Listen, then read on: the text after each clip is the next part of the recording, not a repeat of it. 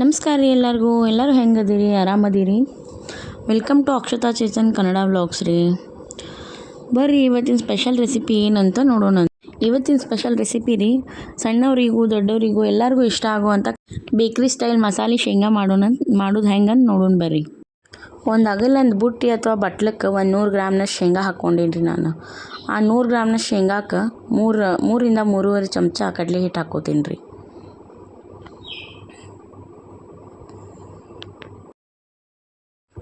ರುಚಿಗೆ ತಕ್ಕಷ್ಟು ಉಪ್ಪು ಹಾಕ್ಬೇಕ್ರಿ. ನಮಗೆ ಸ್ವಲ್ಪ ಖಾರ ಜಾಸ್ತಿ ಬೇಕ್ರಿ, ಅದಕ್ಕೆ ನಾನು 2 ಸ್ಪೂನ ಖಾರದ ಪುಡಿ ಹಾಕೇನಿ ರೀ. ನೀವು ನಿಮ್ಮ ರುಚಿಗೆ ತಕ್ಕಷ್ಟು ಖಾರದ ಪುಡಿ ಹಾಕೋರಿ. ಖಾರದ ಪುಡಿ ಹಾಕಿದ ಮೇಲೆ ಒಂದು ಅರ್ಧ ನಿಂಬೆ ಹಣ್ಣು ಹಿಂಡ್ರಿ. ಅಂದ್ರೆ ನಿಂಬೆಹಣ್ಣು ಹಿಂಡಿದ್ರೆ ಹುಳಿ ಖಾರ ಟೇಸ್ಟ್ ಚಲೋ ಇರ್ತೈತೆ ರೀ.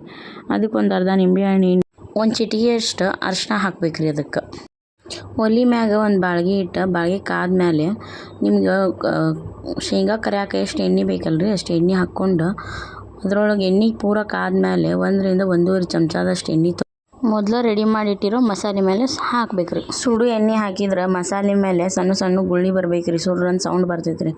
ಅದಾದಮೇಲೆ ಒಂದು ಸ್ಪೂನ್ ಸಹಾಯದಿಂದ ಇಲ್ಲಾಂದ್ರೆ ಮೆಲ್ಲಕ್ಕೆ ಕೈಲೇನ ಅದನ್ನು ಒಂದು ಸ್ವಲ್ಪ ಕಲಿಸ್ಕೋಬೇಕ್ರಿ. ಎಲ್ಲ ಮಸಾಲೆ ಶೇಂಗಾಗೆ ಹತ್ತೋಂಗೆ ಮಿಕ್ಸ್ ಮಾಡ್ಕೋಬೇಕ್ರಿ.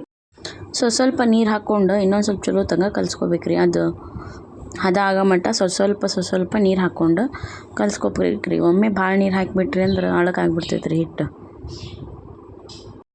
ಈ ಹದಕ್ಕೆ ಬಂದಮೇಲೆ ಬಾಳ್ಗ್ಯಾಗ ಸಣ್ಣ ಉರಿ ಮೇಲೆ ಎಣ್ಣೆ ಕಾಯಕ್ಕಿಟ್ಟಿರ್ತೀವಲ್ರಿ, ಅದ್ರಾಗ ಒಂದೊಂದು ಬಿಡಿಸಿ ಉದುರಿಸ್ಬಿಡ್ರಿ ಎಣ್ಣೆಯಾಗ.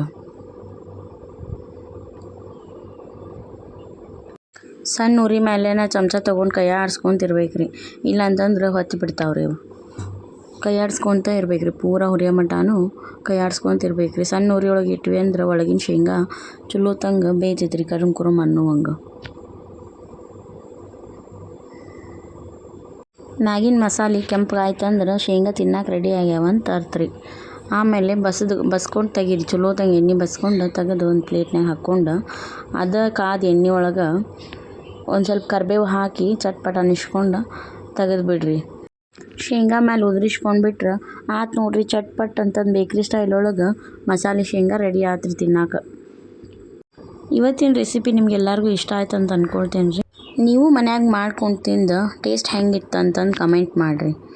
ಆಯ್ತು ರೀ, ಮತ್ತೆ ಸಿಗೋಣ್ರಿ ಮುಂದಿನ ವೀಡಿಯೋದೊಳಗೆ. Thank you.